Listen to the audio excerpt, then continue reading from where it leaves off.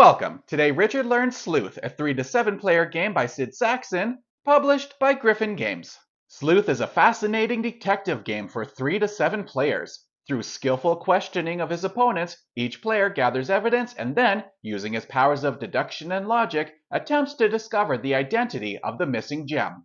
To set up, give each player an information sheet. Players will use information sheets to secretly keep track of evidence gathered during the game. The gem deck consists of 4 colors, 3 gems, diamond, opal, and pearl, and 3 types, solitaire, pair, or cluster.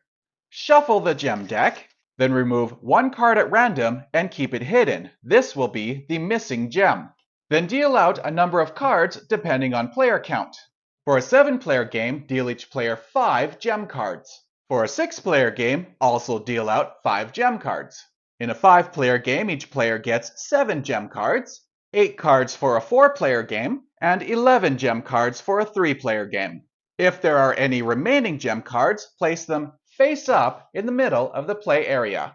Once those gems have been noted on everybody's information sheet, remove the cards from the table and place them back in the box. They will no longer be used for the rest of the game. Next, everybody looks at their own cards and marks those off on their information sheet as well.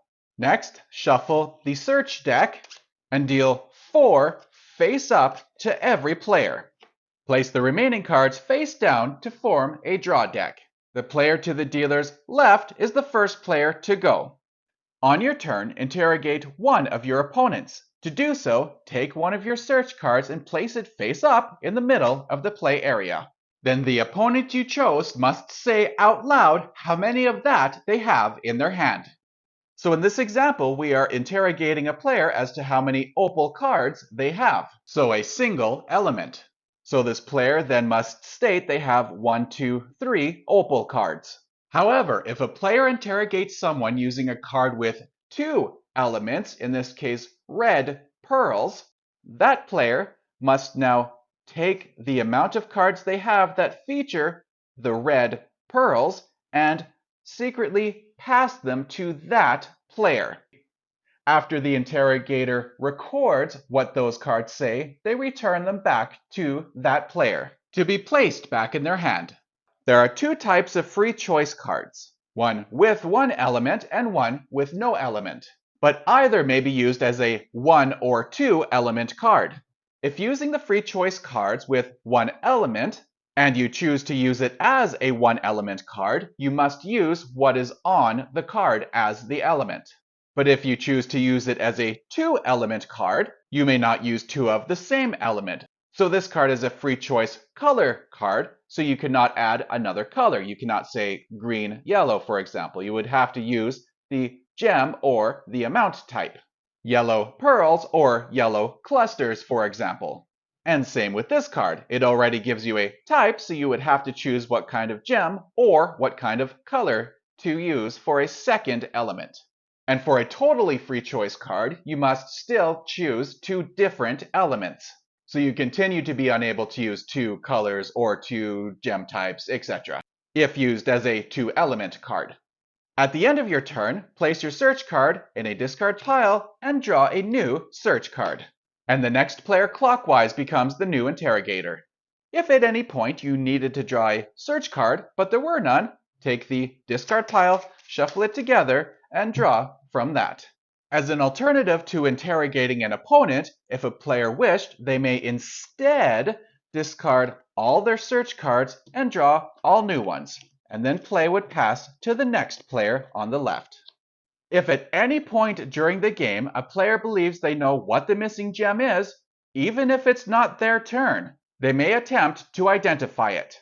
If, however, that player believes interrogating a specific opponent will help him identify the gem, he may, on his turn, ask the question that they need to ask, regardless of the search cards that they have. To identify the gem, circle the space on the information sheet and announce you have solved the mystery. Play then must immediately stop. That player then must secretly verify whether they were correct or not. If they were incorrect, The gem returns to its hidden spot, and that player is no longer able to make another guess, but must continue answering questions if interrogated.